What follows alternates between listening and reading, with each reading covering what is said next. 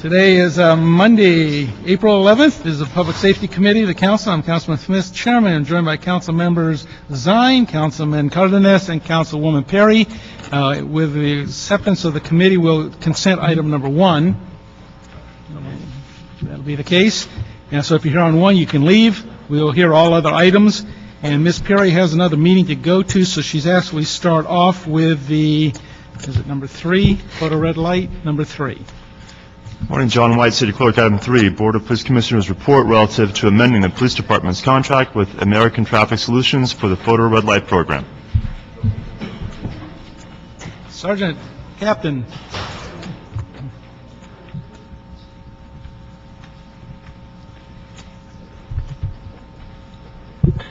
Morning, how are you today? Janet Jackson, City Attorney. She's right here. Ms. Jackson, could you please? Thank you. Services. Yes. Hold on. Morning, Councilman. How you doing, sir? Good, sir. And you? Very good. All right, who's on first? My name is Captain McDonald. I'm the Commanding Officer of Emergency Operations Division. I'm going to move directly over to Sergeant McWillie for an overview, and we have members of both Department of Transportation and also the City Attorney's Office to answer any questions that you may have. Sergeant McWillie. Thank you, Captain.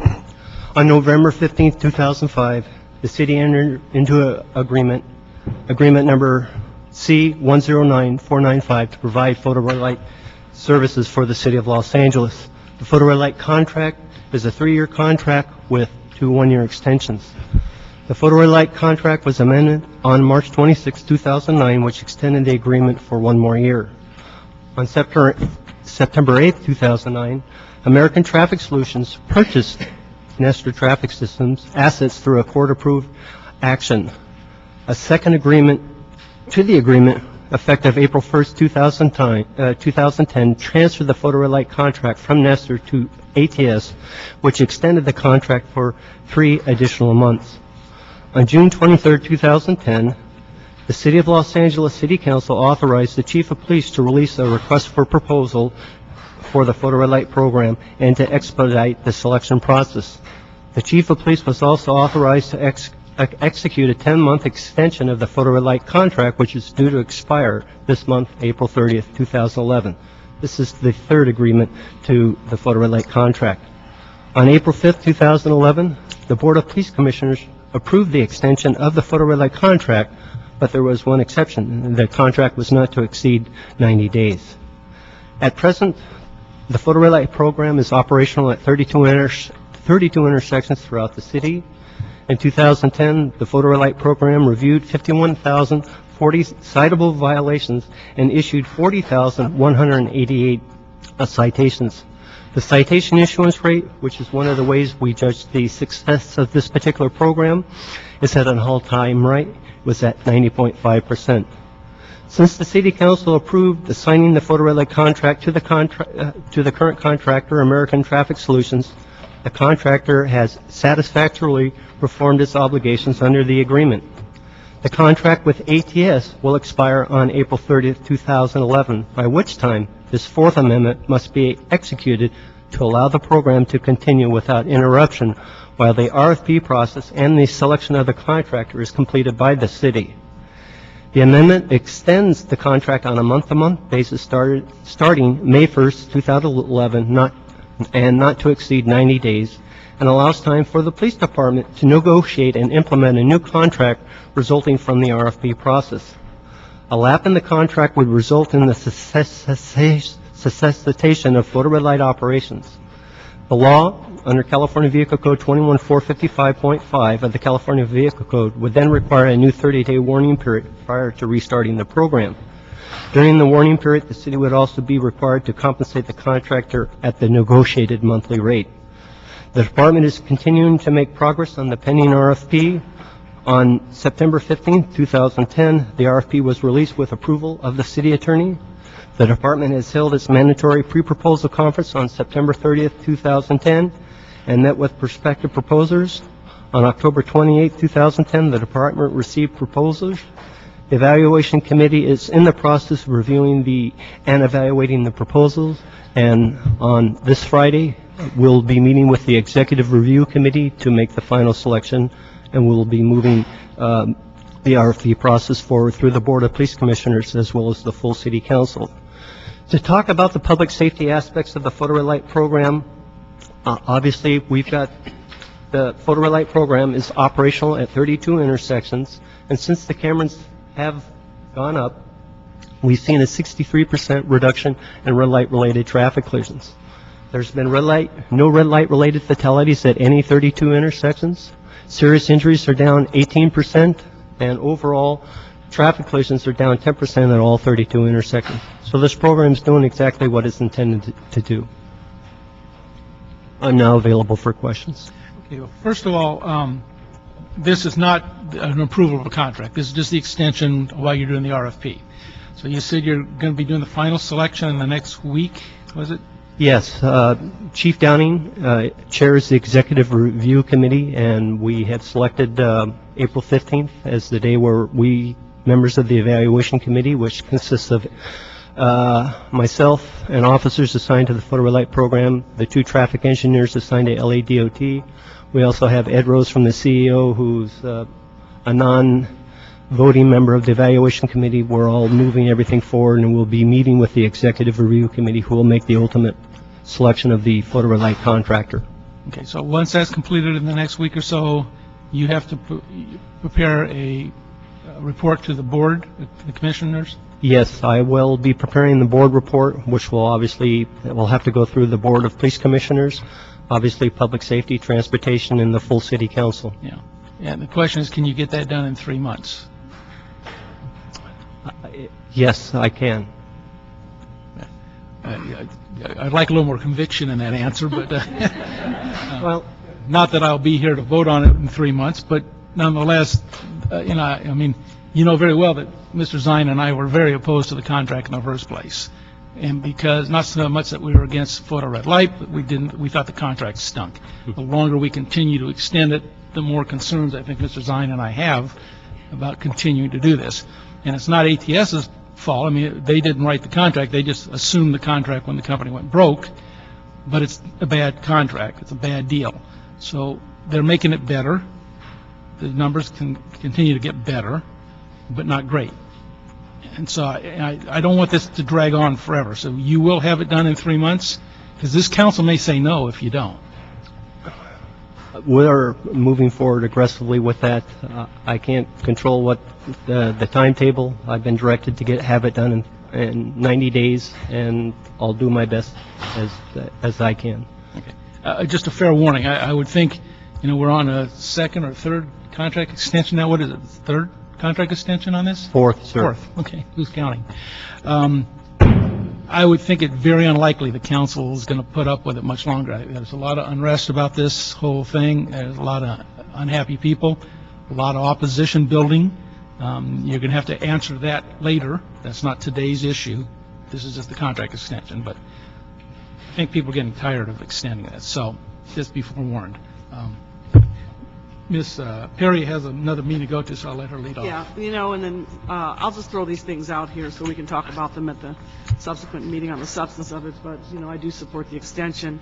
I do want to get more information on the violation payment rate, and if the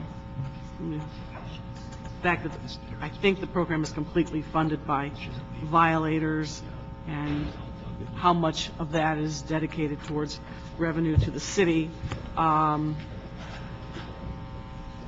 there is a marked difference between the previous vendor and ATS in terms of revenue generation. I've got a number of these cameras in the 9th Council District. It's turned things around quite a bit, especially in South LA, South Los Angeles. Obviously, I want to go ahead and support the extension this time to we can't afford to go dark on this, but we can't keep doing this dance either forever. So, and I agree with Mr. Smith on let's put some time frame to this so we can get it done once and for all. And what do you expect the universe of respondents to be to the RFP? Well, we had 3 proposals. We had American Traffic Solutions, we had Redflex, and we also had ACS. All submitted proposals. They all did an outstanding job during the interview process, and like I said, the members of the evaluation committee will be meeting with the executive review committee this week to finalize the selection. The evaluation committee's role is not to make the selection, just to make a recommendation to the executive review committee, who will ultimately make the selection. And then we will write the board report, and things will be proceeding, like I said, through the Board of Police Commissioners, Public Safety, Transportation, and the full City Council. Who's the executive review committee? No, I don't need a name, but titles, categories, who is it? Well, we've got Deputy Chief Mike Downing. He's the commanding officer of CTSOB. We've got Assistant Commanding Officer Mike Williams. He's CTSOB. We've got Ed Grossman. He's outside from the Sheriff's Department, Chief Grossman, I should say. We've got John Fisher from LADOT, and then we've got Patty Huber from the CAO's office. Okay. How many of them bring like an engineering type systems background? Well, John Fisher is the Assistant General Manager of LADOT, and he is a certified traffic engineer, and he is a member of the Executive Review Committee. Good. Now, one of the things that it's my understanding that apparently there was some kind of report that gained some kind of attention or credence at the commission level of a gentleman or a person who is trying to convince the city that we should change the yellow light times, if any, or if not that, then just get rid of the whole thing or something? His name is Mr. Bieber. He submitted Not the singer, right? No. No? Okay. To my knowledge, there's no relation. I'm not going to follow up on that.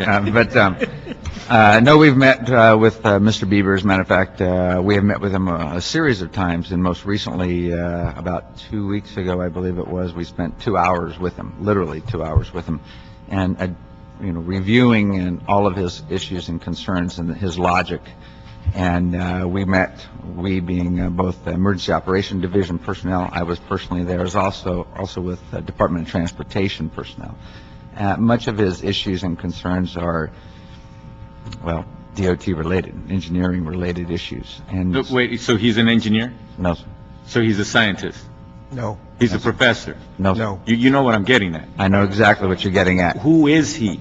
What, no, hold on a second. We budget the police department to do some very, very serious things. Yeah. And I really appreciate the police department taking note of any constituent that has something to say and approaches the department. That's wonderful. But I'm getting the feeling that this person, for some reason, and I'd like to get down to the bottom of why is the department giving this person so much credence on an issue that apparently he's not very qualified to advise anybody on. Don't hold back. Come with me. My response is basically it was a report submitted to, I believe it was City Council, correct? Am I right? Yes. And it was sent to our department, to LAPD, to respond to. And so we are responding accordingly. And his reports are lengthy. They are detailed, quite frankly, and somewhat circuitous. So we're having to spend some time to try to ferret out what his issues are exactly. Could it be, maybe the city attorney can help me, is there some legal reason why we may want to give this particular report, even if somebody wants to call it a report, this much public and official attention? Are we concerned that if we don't give it any attention, we may have some liability or something? Has that come to play, as far as you're aware? As far as I'm aware, that is not an issue that has come up that the city attorney's office has been asked to opine on. And I don't think that there would be a liability issue because the constituent has raised some concerns. Okay. Glenn O'Gara with the Department of Excuse me, who at the table has read this report or feels as though they've gone through the report enough to be able to say what they think about the report? Anybody? Well, I can say that the countermeasures that he wants the city for us to implement are already in place. We're already doing those, and they've already had a very positive impact on the traffic reduction. Now, those were put in, those were put in place as a result of his attention, or those were put in place just in the normal course of action before he came about wanting to get attention? These countermeasures were implemented when the program started back in 2006, and they've all been in place since that point. Okay. Glenn O'Gara with the Department of Transportation, and I've been with the photo red light program since its inception. Mr. Bieber is a citizen who wants to make our LA streets safer, and so he has gone out on his own and done research. He has no background in engineering, and the things that he has put in his report are based on his own research on his own.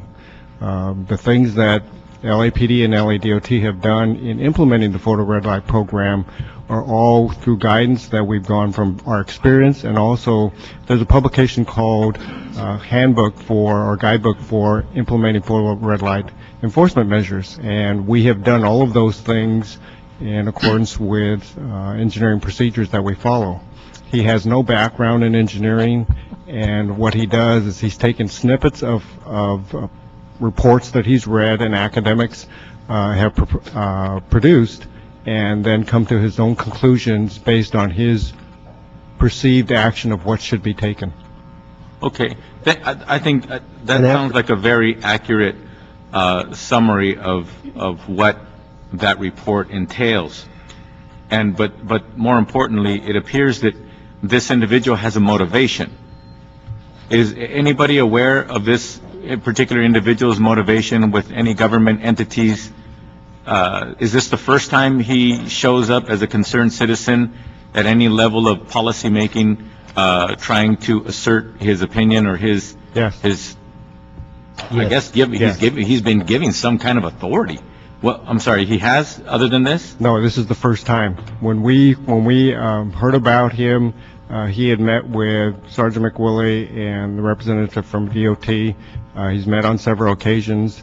The difficulty of dealing with Mr. Bieber is he has his own perspective of what should be done, and anything that you tell him that is counter to his perspective of what should be done, he doesn't acknowledge or accept it. And people continue to meet with the person who has that? We've been trying to really deal with his sense of practicality. For instance, he has complained about the yellow, the length of the yellow phase, and saying that it's too short. The yellow phase for all of our photo red light intersections are actually higher than the minimum standard that is used in the California Manual of Uniform Traffic Control Devices. It's actually higher than that. The reports that he refers to actually are to studies where academics have produced studies that say that if you don't have a long enough yellow phase, people will run the red light. Ours are actually longer than the minimum, and he didn't even know that. And so he comes through with his perspective of what should be done in the ideal world, and we tell him we actually have put those in place, he doesn't accept them. So it's a difficult thing of trying to come to terms with someone who has his own personal perspective of what should be done, and he has no background in engineering at all, no work experience. My concern, I'm a bit concerned that this individual has gotten so much attention from various employees of the city of Los Angeles. That concerns me, but I'm also concerned as to whether or not people wanting to placate this individual or get him to stop bothering us or something may have an effect on what the future red light program is going to look like in the city. Is he affecting in any way the Councilman, I was just going to say that because the item is with regard to this committee's decision on whether or not to approve the extension, I guess the focus really needs to be on whether or not this individual's comments whether the departments feel that it impacts at least this 90-day extension, because the other item will come back to council when the... Thank you. That's exactly what I was getting to right now. All right. Yes. Sir, we've met with Mr. Bieber. We are in the final phase of responding to his most recent inquiry. We're in the back end of this whole process here. We met with him at the request of the Police Commission in the interest of addressing any concerns that he may have. At this point, it's concurrent with the proposal process that we have going on.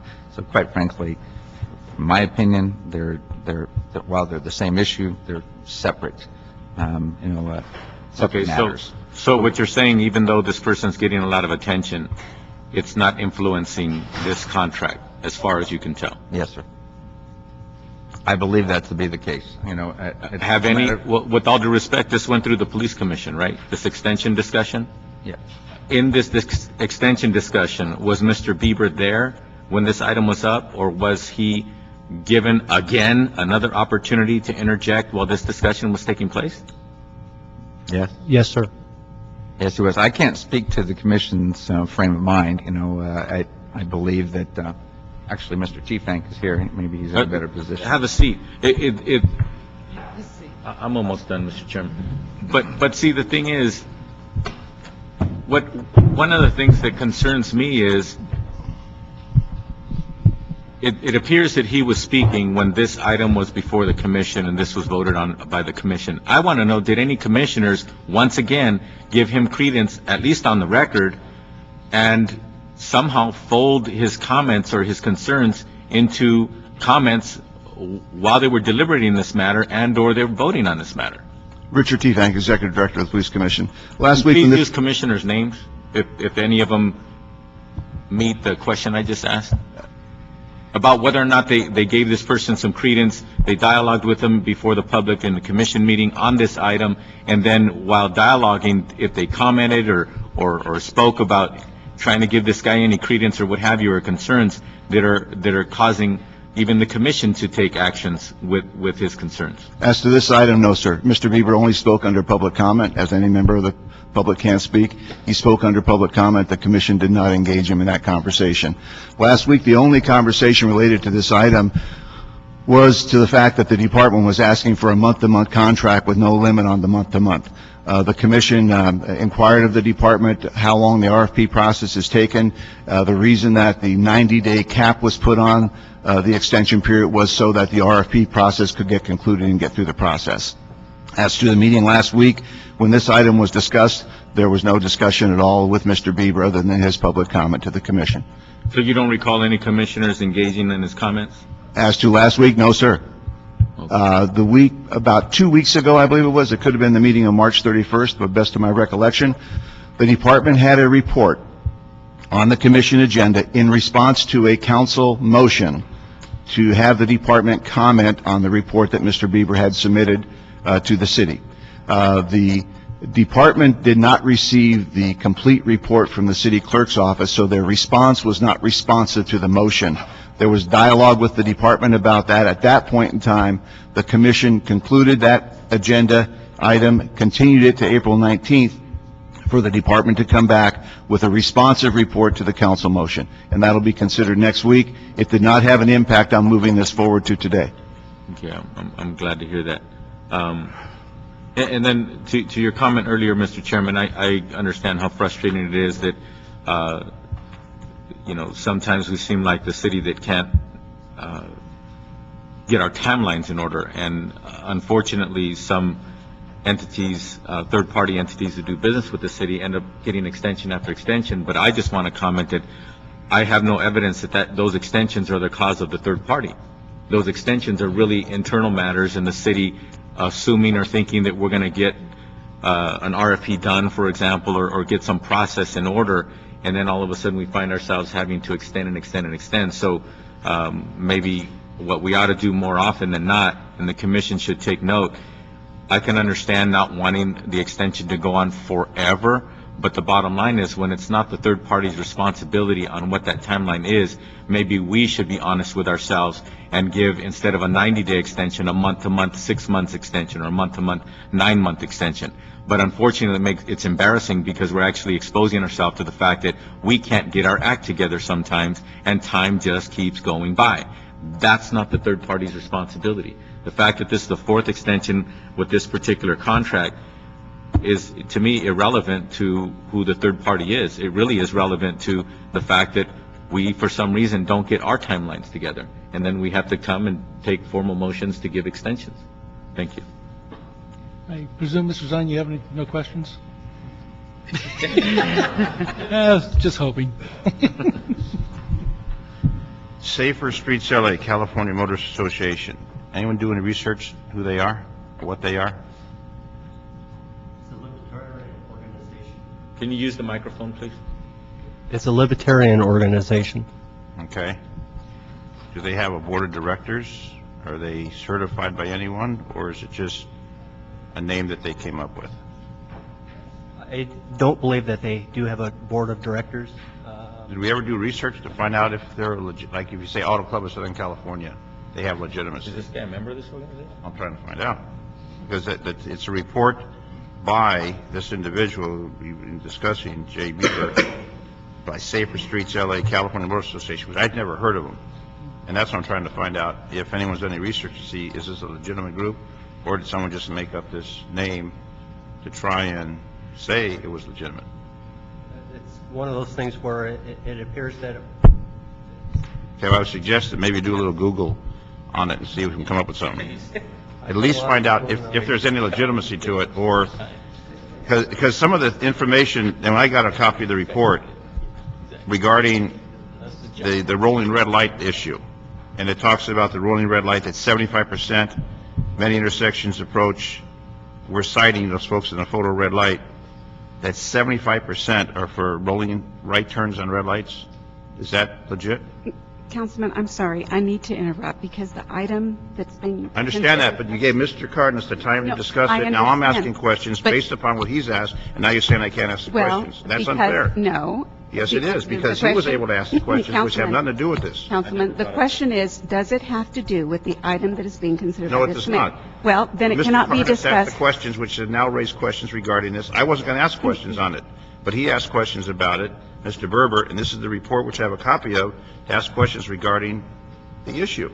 If it does not relate to the item that is being considered by this committee... Then why couldn't Mr. Cardenas ask the Because question? I kept thinking that Mr. Cardenas' questions were related to the department's recommendation. Okay, well, there's questions that I have regarding this report. Maybe we can meet later to discuss this, to find out if there's any legitimacy to that. Yes, sir. Now, as far as this contract goes, how many companies do photo red light? You mentioned 3. Are there only 3 companies that do this business? But we did a lot of outreach when we submitted our RFP. We sent them out to 8 different companies. Okay. And only 3 responded. Are there 8 companies in the U.S. that are doing this, or are there more? Well, they've been bought by the current photo red light contractor that we currently have. Okay. So a lot of companies have been bought and sold. Kind of like the phone companies that keep on buying and selling. Exactly. Okay. The courts and the fines, have we resolved the issue with the courts and the fines, where people get a citation and the courts are not following up on the fines, which reduces it to like 23% of the fines that we're collecting? Has that matter been resolved on this particular contract? We've met with county council, and we did a PowerPoint presentation for them. They believe that our analysis of the California Vehicle Code was correct, that the court could place a hold on photo red light citations on the DMV holds with that. But when you read the California Vehicle Code, it's one of those sections that says may, not shall.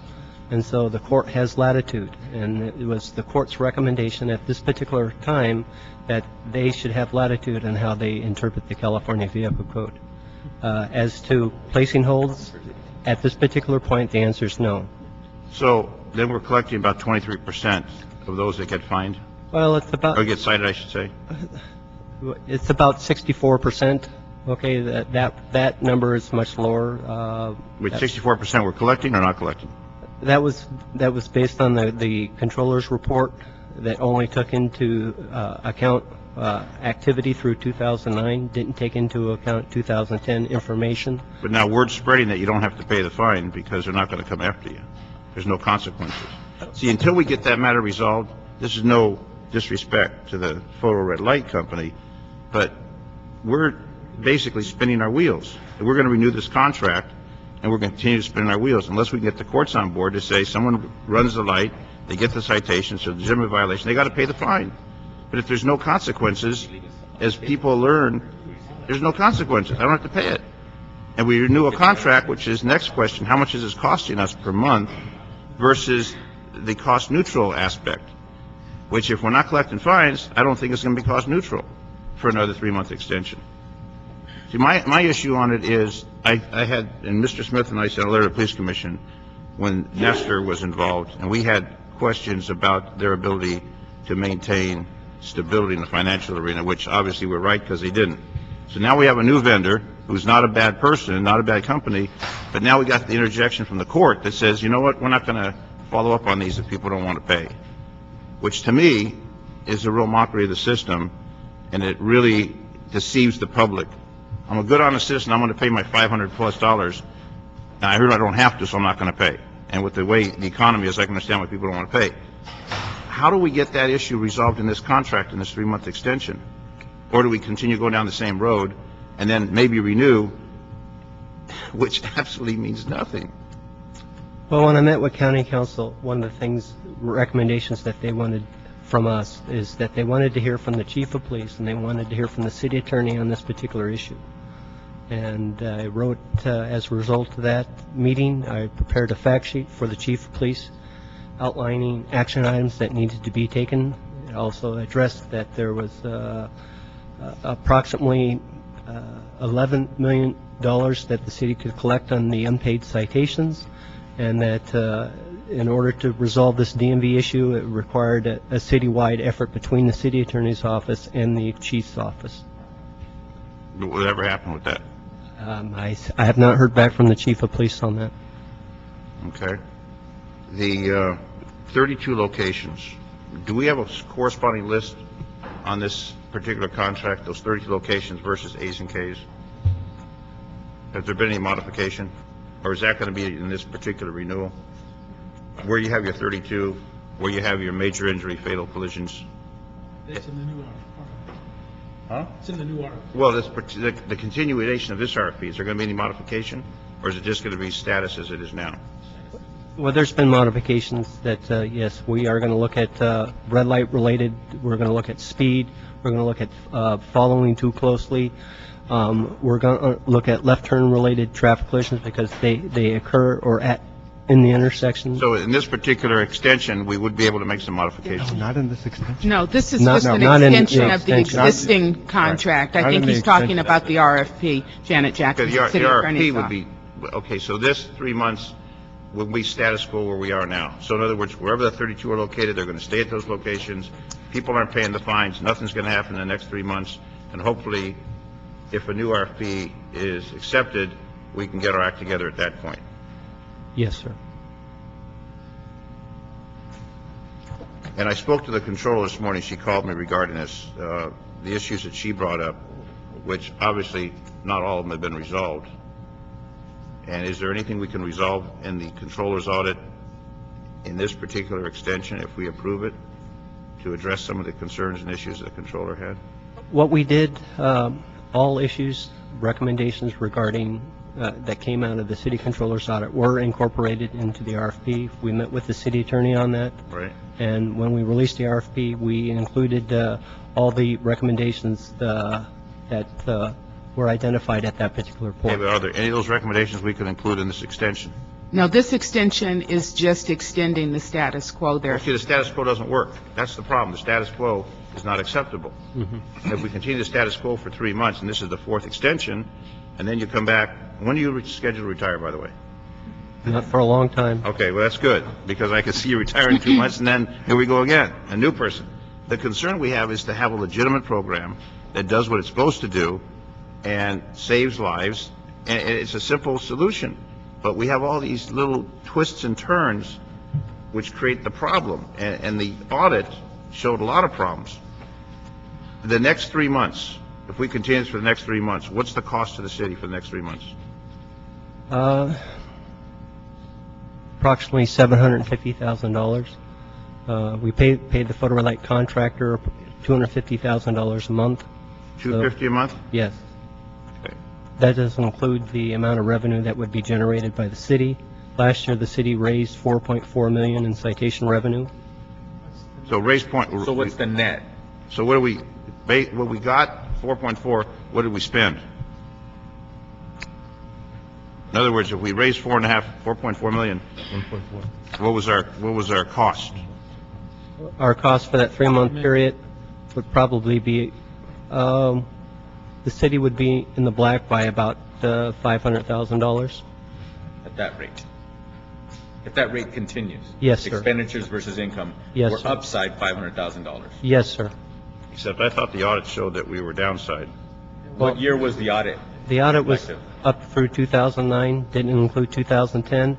And the reason why that payment was low for those 3 years is that we cited 2 different sections. We cited 21453A for straight-through violations and 21453B for a right turn on red. This was done with based on recommendations from the city attorney. When I first started in this program, I requested a legal opinion from the city attorney regarding this particular issue. It took roughly about 18 months, and I finally got an opinion back saying that we should only cite one particular section.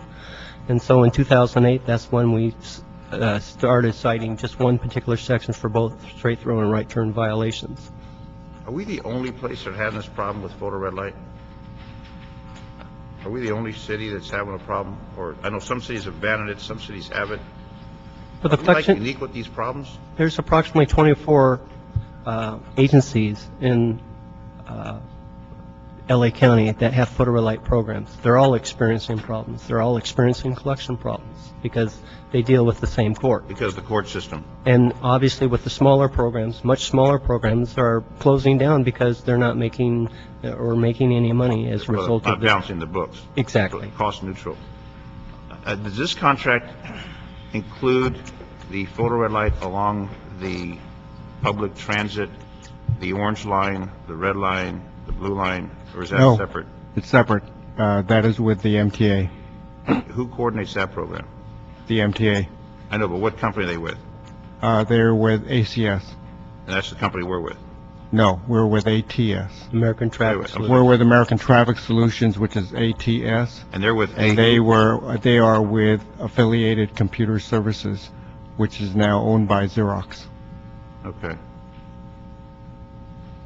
And they submitted a bid or not? They submitted a bid. Yes. Okay.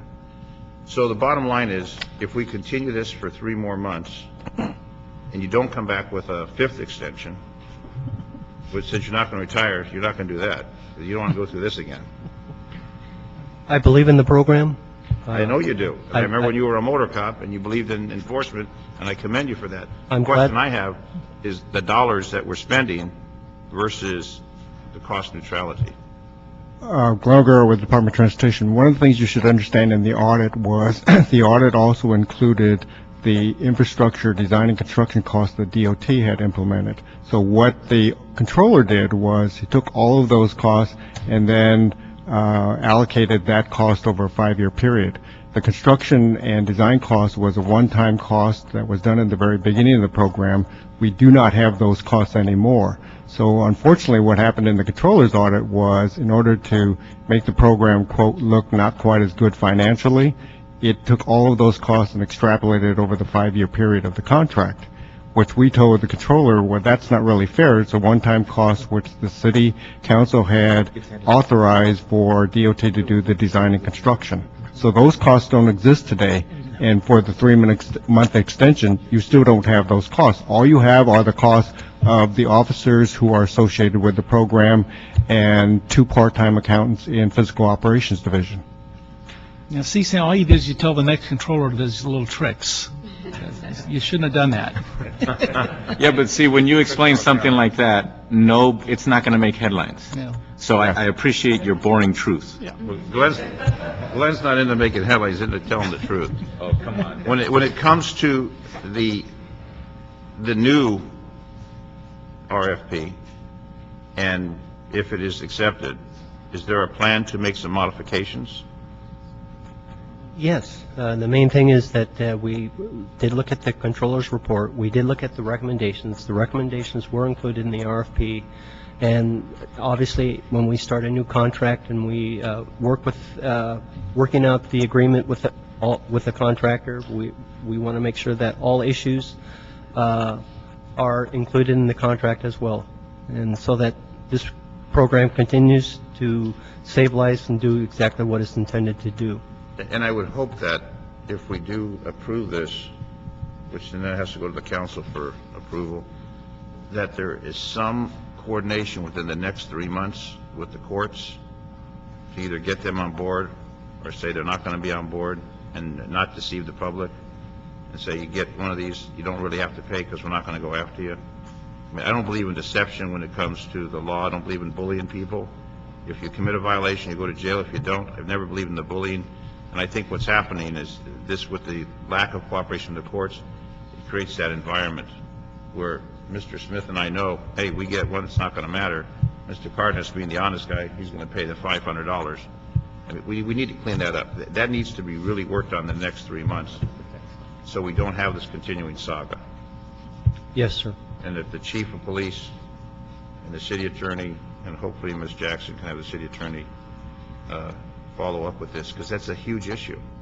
And we keep on talking about budgets and trying to balance our books. This is a huge issue, because we are going to pay the vendor. We can't pay him a commission. By law, it has to be a flat fee. I understand that. You could probably negotiate that. But when it's coming in at a loss to the taxpayers, it really doesn't serve a purpose. Yes, So sir. I'm not excited about it, but I think Mr. Smith's going to recommend a continuation reluctantly. You mean approval of the extension? Approve the extension So that was a motion to approve the extension. reluctantly. All in favor, signify aye. Move item number 2. There you go. Can we ask that the item go forthwith I said because of forthwith. the... It's all forthwith. It's all. Forthwith it is. Thank you. Item 2, Board of Police Commissioners report relative for a donation of professional services and ComStat focused technology valued at $160,000 from the Los Angeles Police Foundation for use by the police department. I got a question. This is No. we've had these problems before. You get these guys. Mr. Perry, if you can get Sergeant McWillie to get that information on that follow-up that we need before he gets away. Mr. Perry and Mr. McWillie, if you guys can, thank you. Morning. Now, normally these are pretty simple things. The question I have is one that the Budget and Finance Committee's been asking a number of times on these kind of things. That is, we let somebody in the door to fix something for us, and then they do it in a way that now we have to go back and contract with them later on, and they get a sole source because they're the only guys that can do it. If they come in and change this system and install a new system, are we obligated in any way for annual fees from them later on, updates, any kind of systematic upgrades that are required that you get them automatically no matter what you buy? No, this is knowledge transfer assistance for the LAPD staff who will be using this software tool. So there's nothing other than the knowledge transfer that they're going to assist us. So it's not the system itself, it's how to use the system. It's how to use the system. And that software. system is something we were already purchasing, or? It's a city product that's been available for 20, 30 years. We've The old used it on the mainframe. This is just a web-based version. Okay, so this is not an upgrade or replacement of the system? No. Okay, that's what I got out of this report. Okay, no problems then. Ms. Zine, anything? Approve it. All right, approved. Thank you very much. Thank you. Item number 4? Item 4, City Attorney report and ordinance amending the LAMC to revise the very high fire severity zone map. Morning, Janet Jackson, City Attorney's Office. Al Barker, Fire Prevention, Industrial Commercial. Tony Valdez, Captain, Brush Clearance Unit. You have before you the draft ordinance amending subsection A of section 57.25.01 and section 57.25.25 of the Los Angeles Municipal Code to revise the very high fire hazard zone. And this is done pursuant to the change by the California Department of Forestry and Fire Protection, CAL FIRE, who establishes the very high hazard zone, and in compliance with the requirements from the state, we have amended our zone to increase it.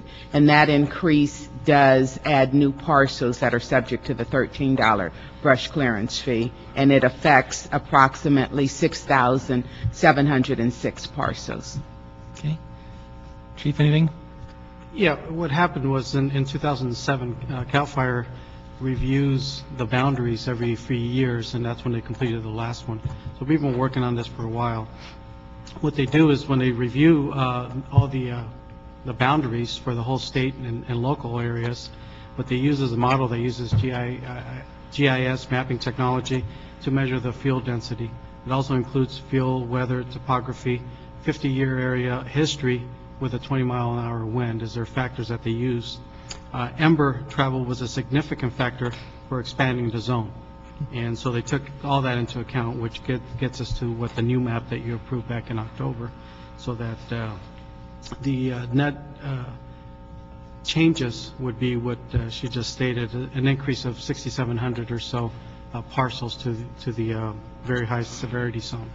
So I think the breakdown on the council districts was for council district number 2 to increase by 3,866 parcels, council district 11 by 1,732, and then council district 12 by 1,718. So this will help us kind of finish this project up, and then my understanding is that the CAL FIRE is undergoing a new review. I think they've slowed down a little bit because of the budget constraints, but so we'll be looking at this in the future again. Okay, good. Was this baked in then already into this year's billing, or is this going to take effect in 12? No, this will take effect next year. 12, okay. And then a correction to the number, when we started the project, it was $13. Now, this year, we're up 23. And then the other question is, this increase in the number of parcels the staff is going to have to review, is that going to create a problem with staffing? I believe with the current staffing that we have, we should be able to handle it. So you can absorb it? Just a little bit more work, but we'll get it done. Okay, very good. Mr. Zine? Well, the increase would cost the folks higher insurance rates, higher insurance rates, or would not have an impact on that? I'm sorry, I think you mentioned. Councilman Tony Valdez, Brush Clearance Unit. No, it will not affect them. The research we've done with the major insurance companies, they don't go by the very high fire severity zone. What they go in is the 50-year mapping, the 100-year fires, and the areas that they feel are dense in brush. And that's how they basically come across with their insurance rates. But they do not use the very high fire severity zone because it's a state system, but they have their own system in place. Okay. And I have great respect for the fire department, the brush clearance, and we hear the protest here in this committee annually when people haven't complied and they're assessed, and we go through that deal. And I know the fee was in place for a number of years. They didn't collect it. Now they're collecting it. I think they started this year. Yes, sir. And then now, this next year, it's going to go from 13 to 23. Are you ready to handle that? Let me make a correction. It was actually, we started last year. This is our second year into it. We actually did make quite a few improvements, and it's actually working out very well. But it's been on the books for a long time. Yes, sir. I think it's been about 11 years. 1999. And we never collected until last year. We started through the 1 year, and then because of all the issues, it kind of came to a halt. So last year was the first year we re-implemented it. So now, when they get their new bill, it's going to be 23, a $10 increase from last year. Correct. And we did begin sending out all of the new information notices. Okay. And so far, the callbacks have been very manageable. And we actually made it a lot easier for people that want to be exempt from paying the fees. Then they have to do self-assessment, though, right? Yes, it's an affidavit, and all we require is that they return it with a signature. Where last year we needed photographs and a drawing of their property. We no longer need that, just a signature. So far, the last count that I had was around 30,000 or so affidavits have been processed so far. So what happens with those that vouch that it's been taken care of? Do we inspect those? Yes, or do we we not? still do the inspection. What happens is we timed it so that when our brush task force, which is about to make a sweep here beginning of May, the homeowners have already been informed what the requirements are and the needs for them to submit an affidavit if they want to be excluded from paying. So when the brush task force goes out and does their sweep, they still look at the property. What we'll do is if they're identified in being in noncompliance, they'll be issued a notice and their affidavit will be revoked at that time. How much is the notice? We're going to charge them for that? No, they can comply just by meeting whatever that, taking care of that hazard that's identified. If it does get into the legal process, then we do have a procedure that would take into account noncompliance fees. If it gets into where we use a private contractor to clean their parcels, then you get the administrative fees plus the contractor's fees. Okay. No, I totally support it because I've been to those fires when it's a raging fire. In fact, soon-to-be council member Mitch Englander was up there putting out fires, and that last one in the Granada Hills, Northridge area. So totally support it. I'm just concerned when you start getting the people complaining, now you're taking more money, and you know how that goes. Yes, sir, and I think they get their money's worth by the services that we provide in those areas. And like I said, we did do a better job this year of revamping our whole program to be able to deal with those needs. One of them was a lot easier to follow information notice that lays it out. Some of the problems were encountered were in our office due to phones or staffing, and those issues were handled. So far, this year has been a great improvement, and I'm sure your offices are well aware we're not receiving the calls that we did last year. Okay, great. Thank you. I'm good. All right, Dr. Williams is going to tell us we don't do a good job. We'll see. Dr. Clyde Williams, El Sereno, Northeast LA. We have a problem. We have the most stringent brush clearance requirements in the United States, but still we have very high fire severity risk. Why? I don't know. This particular map includes the Bayona wetlands and Playa Vista. Are they in a very high severity? Well, ember drift is very important. Are we going to require Bayona wetlands to be cleared? I don't know. It seems kind of strange. But I might say that's one aspect. Effectiveness. Enforcement is the other one. Here's real time. I have two lots adjacent to each other. One is considered vacant by the county. The other one is considered occupied by the county. I get a notice to clear brush for the vacant lot, but not for the occupied lot. But they're in the same zone. Why? In fact, I'm going to pay the 26, not 13, as it's indicated here, to have an inspection. Because why? Because I want to test the system. Because last year, $13 would buy you approximately 5 minutes of an inspector. Now, we're going to get 10 minutes of an inspector. That means travel time, checking the inventory, having to do all sorts of things. Is this full cost recovery? I don't think so. Same way with building inspections. Full cost recovery. Yeah. You got potential for about $4 or $5 million worth of revenue here. Seems strange. Thank you. Are you suggesting we increase the rate? You suggesting we increase the $23 to a higher level? Full. Here's my basic element. If you got a specification on the books, you enforce it. If you're not willing to pay the money to enforce it, don't have it on the books. Why have it on the books if you're not going to enforce it? If it costs money to enforce it, hey, there are 129,000 lots times $30, $50. Maybe if it was large enough, people would do it. If it was $100 a parcel, but if you cleared and if you documented, it would only be $20 a parcel to do the paperwork because paperwork's there. I don't know how they do it. And last year's fiasco was clear. It didn't work last year. Will it work this year? I don't know how many checks of $26 the fire department will receive without invoice. So maybe it will be the same way. If you make it large enough, people will recognize it as cost, and they will do things to enforce it on their own.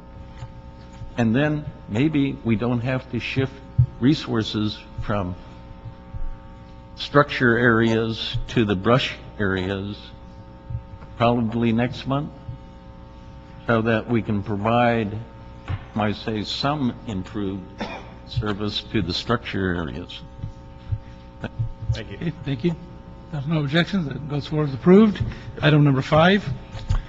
Item 5, motion Parks Corretts, directing the fire department to report relative to the voluntary issuance of identification cards after termination and/or retirement in lieu of a process to close out personnel investigations subsequent to retirement and/or separation from the department, and the use of deposition or court testimony as part of a personnel complaint investigation when the employee fails to cooperate. Morning, Chief. And to be very mindful, so we don't have executive session issues, we're not going to talk about any specific cases, just the motion, okay? Sure. Right. Assistant Chief Bursick, Professional Standards Division. Paul Hayashida, Chief Special Investigator, Professional Standards Division. And Chief Investigator Paul Hayashida will be updating the council members right now. Council members, the first question that we're asked to respond to was the voluntary issuance of identification cards after termination or retirement in lieu of. The fire department currently follows the following practice. When personnel services of the section of the fire department becomes aware of a member seeking retirement or to resign, they contact the Professional Standards Division. We check to see whether the person has any pending allegations, and if so, how far along in either the investigative or the punitive process that they are. If we find that they are in that situation where they have allegations that are being investigated or have been sustained, we then look at the nature of the allegations, whether or not they involve criminal, serious misconduct, acts of moral turpitude, dishonesty. We put that information together and we present it to the fire chief, and he makes the ultimate decision as to whether or not a retirement ID will be issued. At that point, we communicate back to Personnel Services Section that direction, and either the card is issued or it's denied. Question number 2 that we were asked to respond to is a process to close out personnel investigations subsequent to retirement and or separation from the department.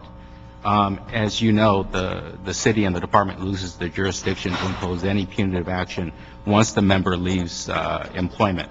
However, we look at the case to ascertain whether there are issues or questions that are in the interest of the fire department and the city as to whether to continue with the investigation. Those situations may be the likelihood of potential concurrent civil actions coming from it, whether there's a concurrent work comp issue, or whether or not there's a policy or whatever else that the department needs to review based on the specific facts of the investigation. So the fact that the individual has left service does not mean that we will close out the investigation immediately. And if we have sufficient facts based on the investigation and there is no other reason to continue the investigation, we'll close the investigation and make a conclusion based on that information. And that's basically kind of a balancing of resource issues that we have. But if we have a good reason and it's compelling to the interests of the department, we will continue the investigation. And lastly, the question was the use of deposition or court testimony as part of a personnel complaint investigation where the employee fails to cooperate. First and foremost, the members failing to cooperate is an issue for us in terms of insubordination. Every employee of the fire department has an obligation and a duty to cooperate when the department's conducting a lawful administrative investigation. However, we are aware that either because of sick leave or work comp issues or whatever else, there may be times where they will make themselves unavailable for interview. In those kind of cases, we look to all types of available evidence, which would include deposition, prior court testimony, to get all the information that we have to either prove or disprove the allegations against the member. And those would also include if there's a concurrent civil action deposition testimony, if they've testified in some sort of, before some sort of court to obtain those transcripts. and to look at any other places where they may have made admissions or confessions to other parties. And then we would include that in lieu of their compelled statement because they are no longer available. A question for you on item number 1, on the issuance ID cards. So the chief would look at it and determine if the severity of it. Is there any built-in criteria, or is it totally, again, to the chief's discretion on every case? It's ultimately the discretion of the fire chief. We get the spectrum of complaints, and we look at what stage the investigation is at the time the person leaves. So if it's a fairly minor complaint and there's very little investigation done, it probably, our recommendation to the fire chief, it would not interfere. Most of the situations that I'm assuming that the motion pertains to are those where we've notified the member of our intent to take substantial discipline or seek a board of rights. And again, those would fall under the other end of the spectrum. So then, in that case, the chief would withhold ID cards pending, or do you have to make a determination when they actually physically leave the department? Generally, we get the recommendation at the time they're leaving, and if it's something where we've directed like a member to a board of rights, i.e. that we're seeking over 30-day suspension or termination, those kind of decisions are fairly clear-cut. Ernest? Zine? Okay, this was a motion, but there's no recommendation here of action, so this is just going to be a note and file? As the carryover process. Sounds right. You can approve the motion, go to council as an approval. It goes to personnel committee next. Okay, it's going to go personnel next, all right. Yeah. Let's see, all right. So we're just moving it on then with a recommendation, note and file. So in other words, nothing's going to change, what you're saying. I'm sorry, sir? You're not recommending any changes. We believe that we've implemented the changes which are responsive to your concerns. As currently stated within the guidelines. Yes, sir. Okay. And with the establishment of the PSB, you're finally getting some criterias and standards set up so people understand this is the process. And In fact, the process will be codified when we actually update our written manual, so the process will be in there. Very good. All right. Very good. So that'll be note and file. We'll move forward to personnel then. Very good. All right. I don't have Mr. Perks here yet for the joint committee meeting on 6. So we want to take we don't want to adjourn this meeting, or do we adjourn this meeting? You don't have to, because it's noticed as a joint meeting. It's a joint meeting. So we just want to take a 10-minute recess? Call's office. We could do, we got public comment for public safety alone, so let's go ahead and do that. Oh, good, very good. Mr. Clyde Williams, Dr. Williams? General public comment? Okay, missed that chance, good. And now Mr. Parks is here, so much for that. Now we have a quorum of both committees here, so we'll move into the joint committee meeting. Item 6, see a report relative to proposals and opportunities to redefine and strengthen Los Angeles city government with specific consideration of the fire department and the civilianization of the Operations Control Dispatch Center.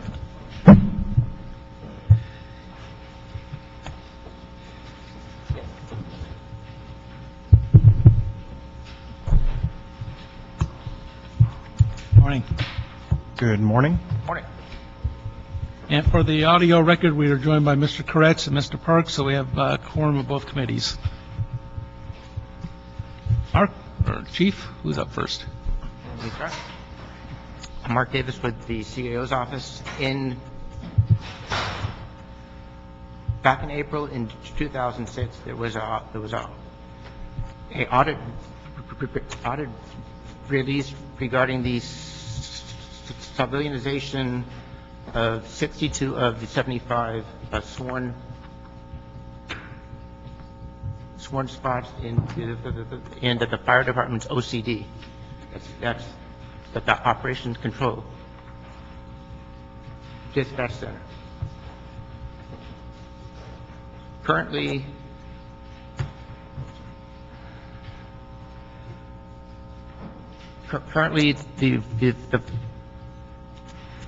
the firefighters down there have a minimum of 4 years of firefighting work experience. There are 25 daily spots there, which means there are 75 sworn platoon duty firefighters on the 3 shifts. 16 of the firefighters are currently on the light duty status,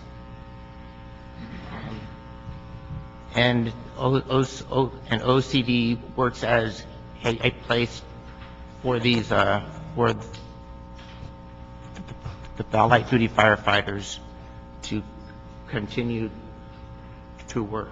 Yeah, well, I didn't get that. What was the number of the 75? How many are? 16. 16 are light duty? Right. Okay. Some short term, some more on that long term. Chief Cummings could probably give us more detail on that. Chief Peaks, I've spoken with Chief Peaks. He is open to the discussion that hasn't happened in the past 4 to 5 years to move this forward. There are several jurisdictions that have moved to civilianizing their dispatch center, and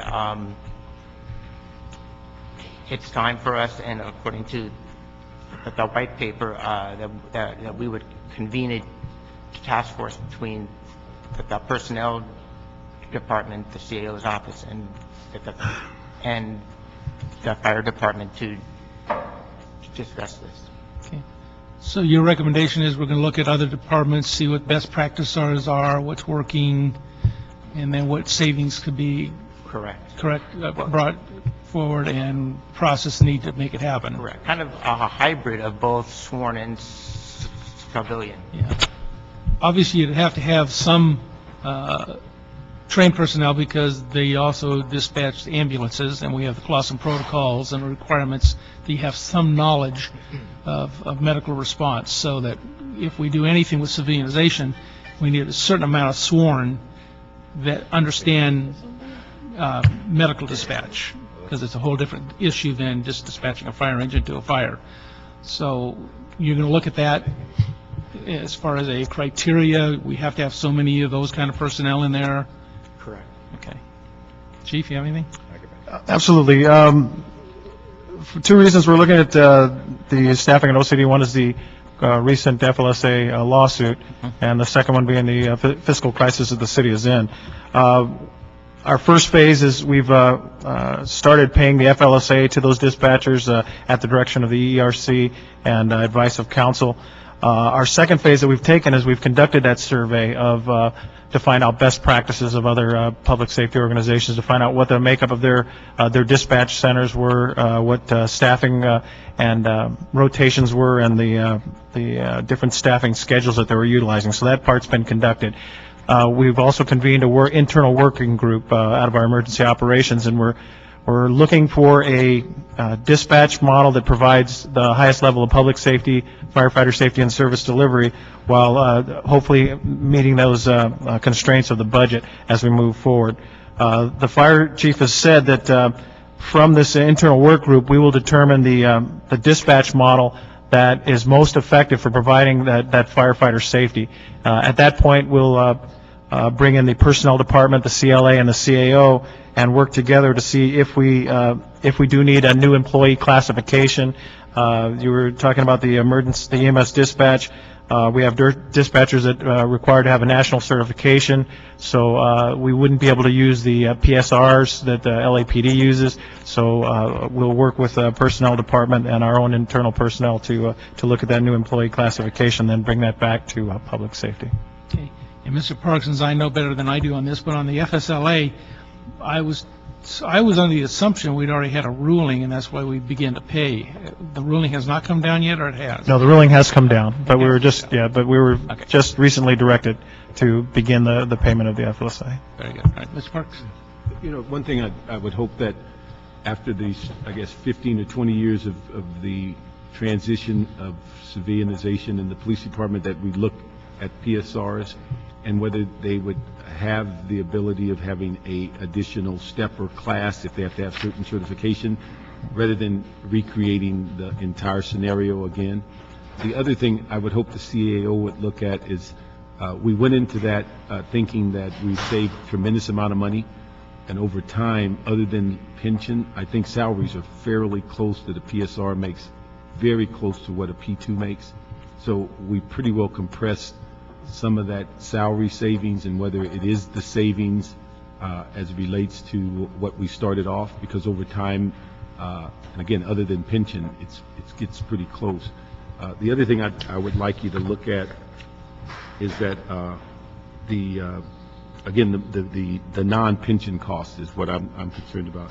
The other thing that we overlook sometime, if you create a new class, we often will look at the cost of the position, but we'll forget about you then have to have a standing training group to train train that group. What's the cost of that added to the cost of the transition? And you'd have to have uniforms, and you'd have to have all this other stuff you'd have to create, rules, regulations, and things that currently would be different because it's a different class than the firefighter. Sometimes that's not taken into account in the overall cost of that kind of transition. And then the other issue you run into is that because it's a limited number of positions, the fire department currently has the flexibility of moving people around. If you all of a sudden have a very finite group of civilian employees, what do you do if there is a shortfall as it relates to the budget and the hiring? And what do you do if they're sick and all the other things that replace them, because you don't have the flexibility of constant staffing? So all those pieces, I think, have to go into the discussion, because it sounds reasonable to say we're going to save money, but if you don't look at all of the hidden costs, you find that if you're breaking even, you may be doing pretty good. And so I think that's what we need to look at, because having watched that for a number of years, the cost saving today, if you go back and analyze it, is not nearly what people projected it was when they invented it. No follow-up? No, I read my material. Gosh. Mr. Kretz. Yeah, just one question, which is, I know we're looking at a more permanent modified version of modified coverage, and my understanding is to get there over a several-year period, we have to reduce the force through attrition. So if we're doing that attrition over several years, and suddenly we have several dozen more firefighters that are displaced by hiring civilians, wouldn't they really have no place to go under that scenario? Wouldn't we have to wait for the modified coverage system to be fully implemented before we would have a place for additional firefighters out there in the system? So wouldn't we have to wait 3 years really before implementing this for the rest of that modified coverage to be in place and for those folks to attrit out? A realistic timeline for actually hiring and training and putting in place civilians at OCD would probably be 9 to 12 months. By the time with just the drop exits, we'll have increased by another 75 to 80 positions over that period of time. So no, there'd be spots to actually put them in. They would go into the staffing pool, and it would just extend in that third year how long it took to finally attrit the last individuals out of that staffing pool. So but for that budget to have been fully implemented and all those savings to be enjoyed by the city, I'm imagining that 3-year, I believe, period didn't take this into account. So if it didn't take that into account, we'd be paying for the extra firefighters that we have forced out of a system and displaced by civilians.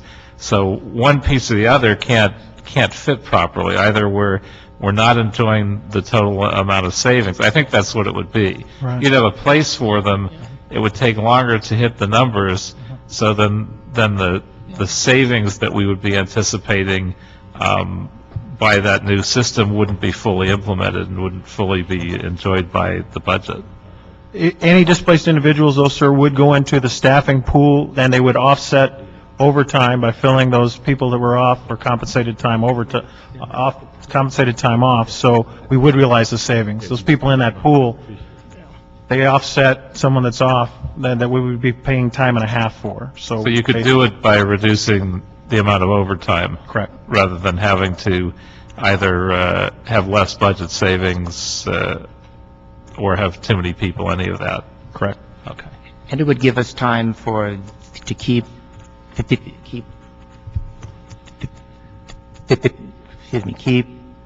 the drill tower closed too for an extended time by having more of the firefighters in a pool for an extended time, which could save us a few $1 million. Thank you. Okay. Mr. Furness? Mr. Zine? The issue on the deployment hours, they currently work a shift where they live there for that period of time? Yes, sir, they're currently on 24-hour platoon duty. And the civilian population, would that be the same, or would they work 8 or 10 or 12-hour shifts? Actually, there's, all three of those are models that are in use by different fire agencies across the country. Some have civilians that work a 24-hour schedule. However, they're only paid when they're actually on the floor dispatching. And that gives them the opportunity, when they need to surge up or have that flexibility, they can be recalled to the floor to add additional call takers, and then they're paid for that time if they are recalled for an emergency. So they actually live there during those hours? Correct. They only get paid when they're working, and when they're sleeping, they're not? Correct. And then they have schedules, some work 8-hour schedules, 10 hours, 10-14s, various schedules like that. And then what about the county? What system are they using? The county uses a 12-hour schedule. Their dispatchers. Civilian or sworn? They use civilian with some sworn. So 12 hours, so they're not living there? No, no, sir. And then how long has the county been on that plan? I do not know. Does it work? Long time. It works well. Because the former fire chief that looks like Mr. Smith, Chief Freeman, but it looks like this has been talked about at least since '06. And it hasn't really moved forward too much. No, sir. Other than discussion. Is it because it's blocked by the union, or is it just not in the cards, or what? I believe, sir, that it's a matter of, since it's working, and working well and very effectively in managing the resources and the dispatch across the city, our current dispatch has the lowest call drop volume from any dispatch across the country. It's working really well. So the question is, why would the FSLA lawsuit that really exactly, and that's what's the issue now. That's what moved it now. Yes, very costly. And they're still in the down in the 4th floor? Correct. We're anticipating moving into the new dispatch center late summer. Okay. And there'll be quarters there in the new dispatch center? There are currently if we end up changing something, those quarters could be used for something else? Correct. Okay. All right, thank you. Concludes the questions. So the only thing is, what's the time frame on report back on the plan? We're currently, the fire chief put the working group together 2 weeks ago. They're currently reviewing the models and working with staff on that. I'd assume that they'll probably have a determination in 6 weeks and be able to then start bringing in some of the personnel departments, CLA and CAO. So, but you're talking about late in the year, maybe? Yeah, it'll be late in the year. There's currently quite a bit's being done right now, moving the implementation for our deployment model, and there's a lot of moving parts with that. So that's our number one priority right now, is getting that deployment out so that we can realize those budgetary savings, and then this is the next item. And stuff. The Public Safety Committee just stood up, so I presume they're ready to vote. I think they're ready to leave. So this is a note and file also then. Or if you want to report back continuance. Well, you're going to bring back a CAO recommendation eventually on this, right? Yes. To Budget and Finance first, or it's going to be the budget, one or the other.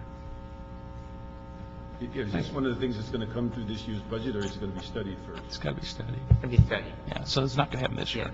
That's not going to be this budget process.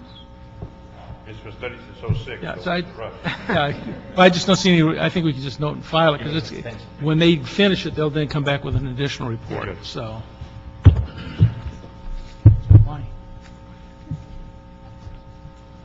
all the, okay, the clarification, Ms. Sparks, are all the white papers being held over there in budget then? No, several of the white papers are coming through from the budget itself. Yeah, this And one then- won't, so then, Then there are those that we're pulling out to have meetings about Yeah. on policy and things of that Right. nature. So, but many of those 50 will be in the budget. but do you want this sent over to Budget and Finance to be held there, or you want to just note and file it now?